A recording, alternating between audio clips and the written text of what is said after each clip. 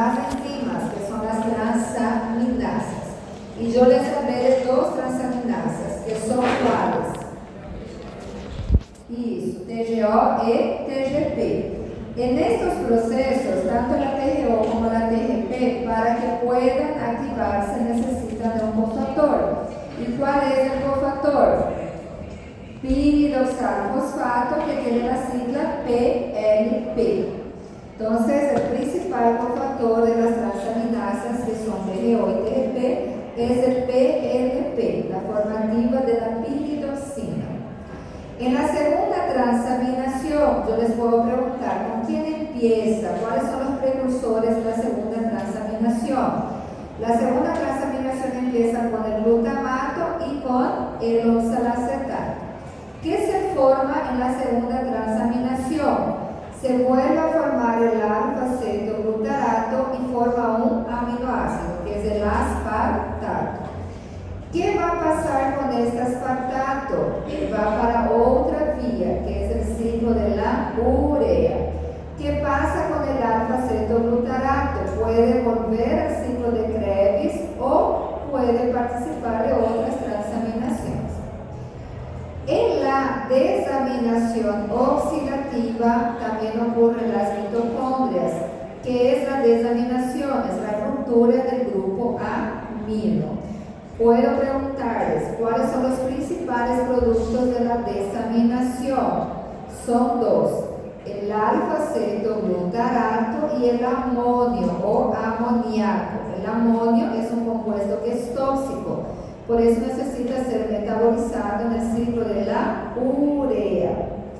Bueno, y la enzima de la desaminación es la glutamato deshidrogenasa. En relación a las transaminasas TGO y TGP, ¿en qué situaciones ocurre un aumento de TGO y TGP?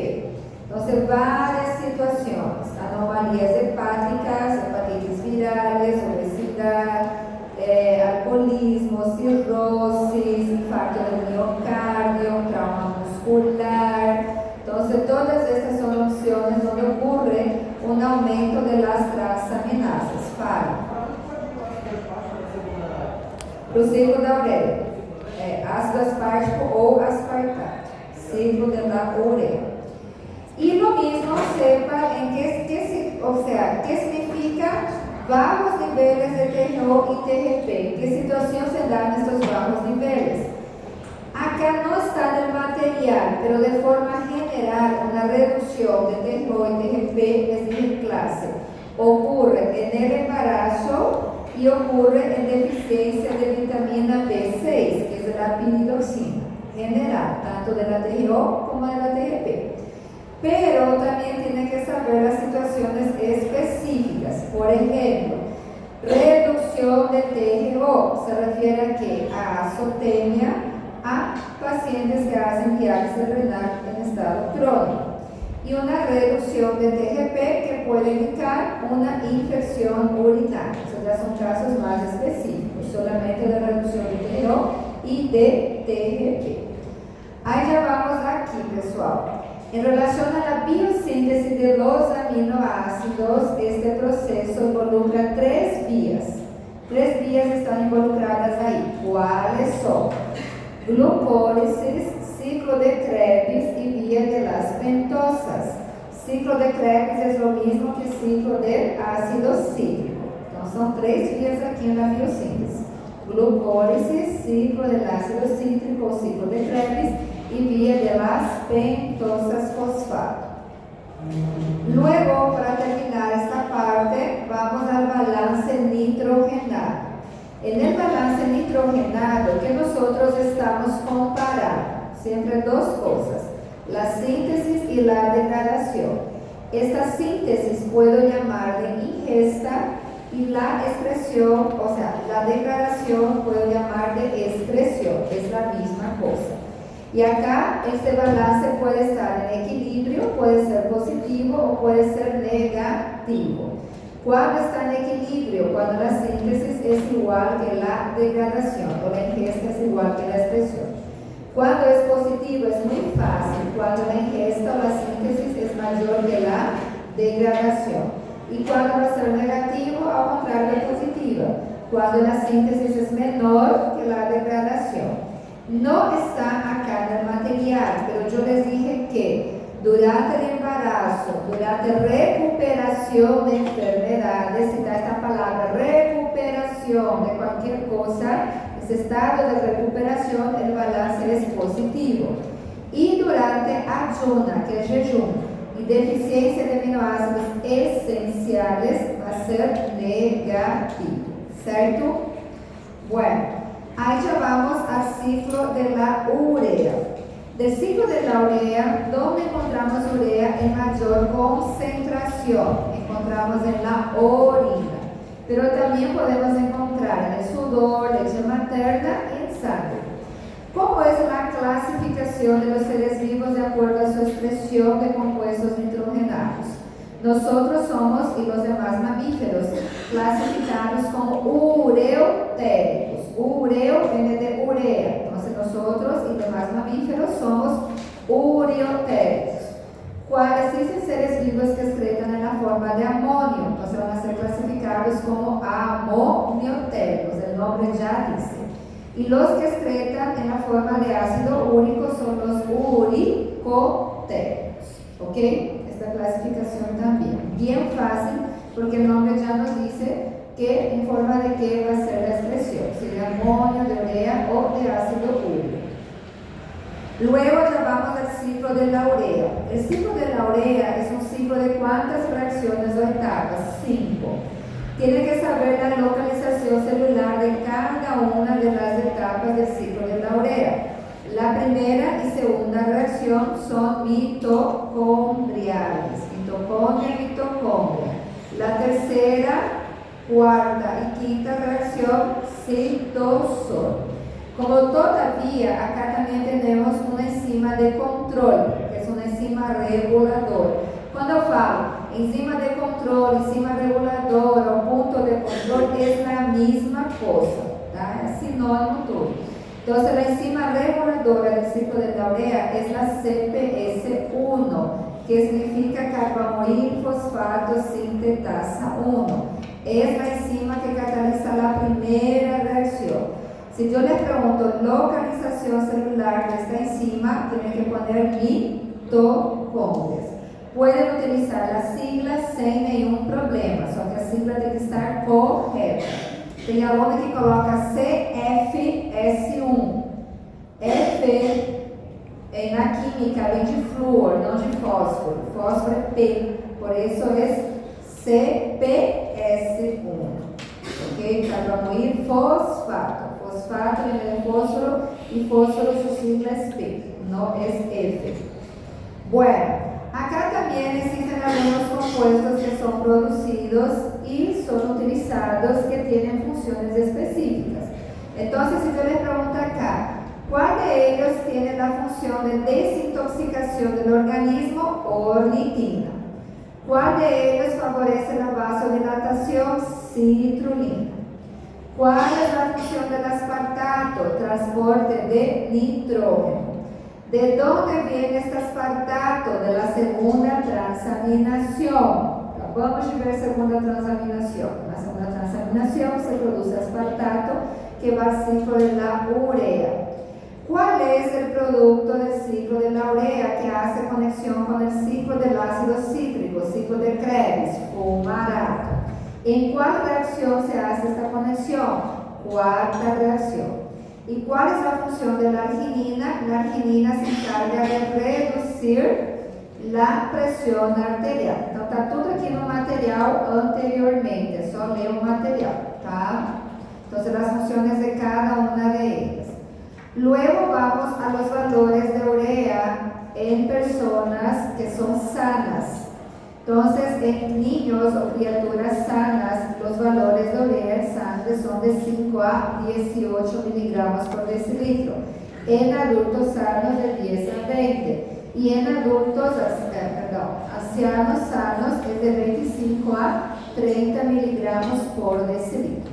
Y para terminar el ciclo de la urea, ¿en qué situaciones se produce la uremia? ¿Y qué es la uremia? La uremia es cuando la urea se encuentra elevada en sangre. Entonces, si yo pongo, o les pido ejemplo, dietas con exceso de proteína, produce uremia. Hemorragia gastrointestinal, produce uremia.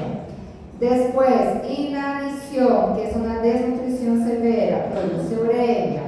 Obstrucciones renales de cualquier índole, produce uremia. Hipovolemia y quemadura también produce, y deshidratación también produce uremia, ¿ok? Hipovolemia, quemadura, deshidratación. ¿Y en qué situaciones ocurre una reducción o disminución de la urea? No es tan común, pero puede ocurrir en una dieta que sea pobre en proteínas, en un fallo hepático, en un exceso de hidratación y durante el embarazo. Entonces, todas esas situaciones, ¿ok? Luego, dentro de los aminoácidos, también vimos las patologías relacionadas con el catabolismo de los aminoácidos. Vimos 5 patologías, que son fenilcetonuria, alkaptonuria, leucinosis, tirosinemias y albinismo. Entonces acá, todas las patologías tienen que saber cuál es la enzima deficiente y por lo menos los signos o síntomas de cada una de ellas. Y otras cositas que yo les voy a decir. La primera patología es la fenilcetonuria. Entonces, ¿por qué ocurre bioquímicamente hablando? Por deficiencia de cuál enzima? Fenilalanina hidroxilasa. Entonces, si yo le pongo deficiencia o defecto de la fenilalanina hidroxilasa, van a relacionar con la fenilcetonuria. En la fenilcetonuria también vemos el acúmulo de 2 ácidos. ¿Cuáles son estos 2 ácidos que quedan acumulados? El ácido fenilpirúvico. Fenil y fenol es lo mismo, ¿tá? Puede ser fenilpirúvico o fenol pirúvico, o piruvato también es la misma cosa. Y también el ácido fenol o fenilacético. Entonces ocurre el acúmulo de 2 ácidos, son estos 2. Y sepan por lo menos 3 signos o síntomas de la fenilcetonuria. Puede ser convulsiones, microcefalia, hipotonía, una conducta autista, estereotipías, entonces van a elegir.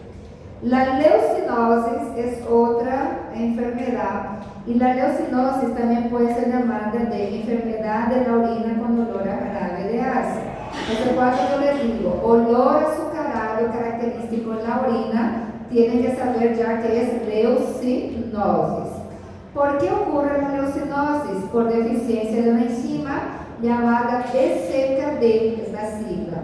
Y BCKD significa 2-cetoácido deshidrogenasa. Entonces ocurre por deficiencia de la BCKD.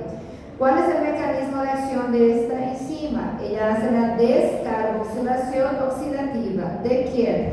Aminoácidos de cadena ramificada. ¿Cuáles son los aminoácidos de cadena ramificada? Leucina, isoleucina y valina.